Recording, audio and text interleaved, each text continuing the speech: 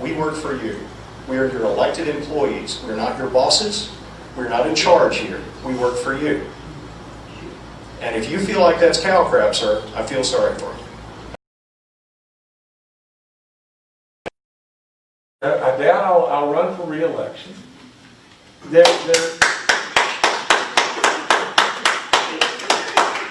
Are you proud of yourself? Yes, sir. I mean, are you proud of yourself acting like an 18-carat ass? I mean, you don't need to do that. Excuse me, sir. You don't need to do that. You know? Now, And when you make an announcement of good news, I'm not supposed to applaud it. you gave a big-winded, hot-winded thing. You never said a few minutes ago what you were going to do to cut to balance the budget. Now don't do it again, please. Sir, we sent you a please. budget. Please just sit down. You talked long enough a minute ago. Went through all this rigmarole about government taking money, but you never said, are you willing really to close a college? Are you really willing to I'm sorry, cut sir, the we did. It was in the HHR? budget. I'm sorry? We did, actually. We said that. It was all laid out in the budget. And at the end of the day, I had an avalanche of your party then run to me saying, please, you have to veto this. Really? Could you give us their names? Oh, absolutely. I could give you a list of names a mile That long. would be fantastic. Please veto this because we can't own this. We can't possibly own this. That's the budget that you sent to me. That's a budget with the cow do. The net of the whole thing is just this. I am truly here, and I'm here with a good heart. And I'm here to try to tell you whether you, and I've got all the respect for you in the world. Is that why you call us knuckleheads? Because you respect us? Or vile? Is that respect, sir? Or returning cow poop? That's respect? I'm not going to volley with you. You know, I'm just not going to do that. I'm not going to say bad things about you, and I expect you to not say them about me. Now, it's my way to call people knuckleheads. For God's sakes, living, you probably called me a lot worse than that. And that's okay. I would say this in the very ending of what I'm going to say, and that's just this. It doesn't matter to me if you love me or hate me. I don't care. I really don't care. But there's not anybody in this room that's done more for this state than me and cared more for our people than I have. No way. No way. Nobody here that's given back more and tried to help more people. No way. No way. You can push against and you can fight back and everything else all you want. I'm not going to pay attention to it. God bless you.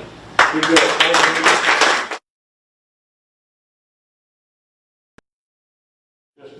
Let me just ask one thing.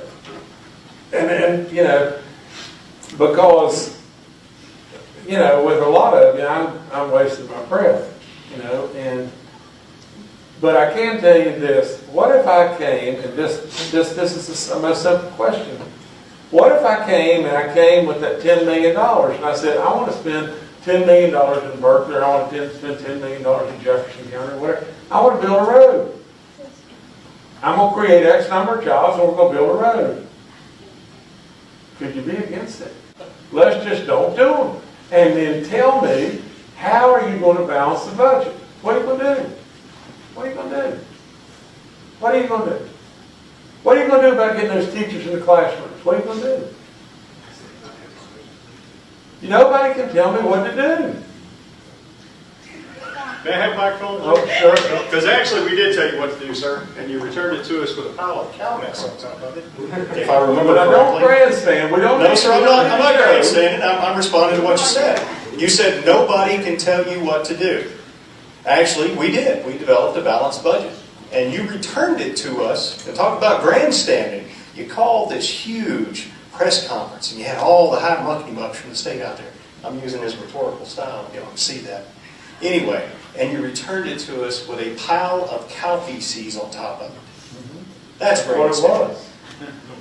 That's grandstanding. That is grandstanding. Me sitting here talking to you about real principles, about the way things really work, about saying let's set aside all these emotions and let's talk about real principles about the way the world really works, and you say, here's a pile of cow crap. Now that's grandstanding, Governor. Anyway, here's the thing. Here's what I stood up to say. The first thing is the government produces nothing. Okay? The government does not produce any wealth at all. You do. You do. You people produce the wealth. Businesses produce the wealth. The only way the government can get wealth is to take it from you out of your pocket. That's it. That's the only way. Now they can borrow money, but guess who gets to pay it back? You do. You who develop the wealth. You who actually make things happen.